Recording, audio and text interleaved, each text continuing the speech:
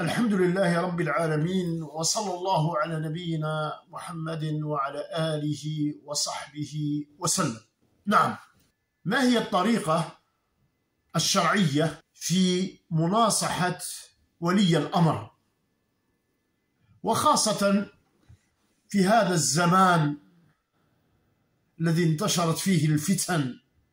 نعم، كان لزاما على علمائنا أن يبينوا المنهج الشرعي في كيفية المناصحة، وأن يبينوا للناس بالأدلة الشرعية من كتاب ربنا ومن سنة نبينا محمد صلى الله عليه وآله وسلم. أقول مستعينا بالله جل وعلا بأنه لا بد من طاعة ولي الأمر. ثانيا، نصيحة ولي أمر المسلمين واجبة. الدليل على ذلك قول النبي صلى الله عليه وآله وسلم: الدين النصيحة. قلنا: لمن يا رسول الله؟ قال: لله ولكتابه ولرسوله ورسوله ولكتابه ورسوله ولأئمة المسلمين وعامتهم. نعم، لكن يشترط أن تكون هذه النصيحة بينك وبين ولي الأمر، أي تكون سرا بين الناصح وولي ماذا؟ وولي الأمر. نعم، الدليل على ذلك أيضا قول النبي صلى الله عليه وسلم: من كان عنده نصيحة لولي الأمر فليأخذ بيده ولينصحه سرا. نعم، إذن الأدلة موجودة. نعم، بارك الله فيك، في طريقة المناصحة. نعم، أي أن تكون سرا بينك وبينه ولا يظهر ذلك لمن؟ للناس. هذا هو السنة يا عباد الله.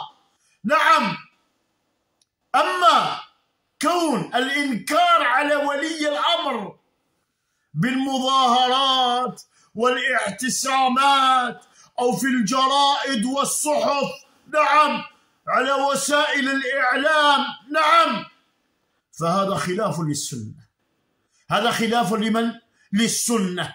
وهذا الأمر يفضي إلى مفاسد وفتن وشرور، وأنتم تنظرون إلى ما يحصل على الساحة من قتل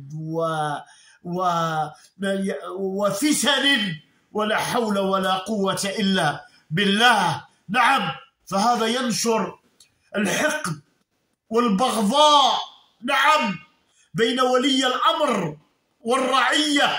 نعم،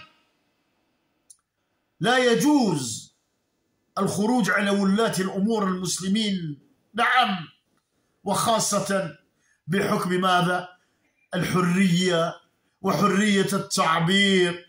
نعم، كل إنسان يتكلم ويقول هذا من الحرية وهذا من حرية التعبير، ولكنه يريد الخلق ويريد نشر الفتن. نعم، بارك الله فيك، نشر الفتن من خلال كلامه الباطل. نعم، بارك الله فيك. لابد أن نرجع جميعا إلى كتاب ربنا وإلى سنة نبينا محمد صلى الله عليه وآله وسلم، لا بالكلام الباطل. هذا غلط حفظكم الله. يقول ربنا جل وعلا: يا أيها الذين آمنوا أطيعوا الله وأطيعوا الرسول وأولي الأمر منكم، فإن تنازعتم في شيء فردوه إلى الله والرسول. نعم، إلى كتاب ربنا وإلى سنة نبينا صلى الله عليه وآله وسلم، لا لأهوائنا. هكذا أمرنا ربنا سبحانه وتعالى. نعم، والحمد لله علماؤنا ليومنا هذا ينصحون ويحذرون الناس من الوقوع في الفتن والاستماع لأهل الفتن، ولا حول ولا قوة إلا بالله.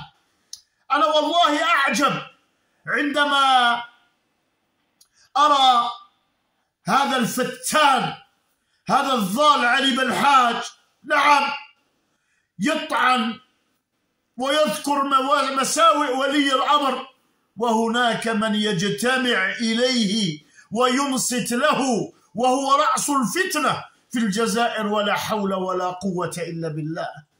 هذه الأمور التي نهانا الله جل وعلا عنها ونهانا النبي صلى الله عليه وآله وسلم فيها شق العصا، فيها تفرق الكلمة باسم ماذا؟ باسم الحريات الباطلة. نعم، هذه في الحقيقة ليست بالحرية، نعم، باتباع الهوى واتباع الشهوات.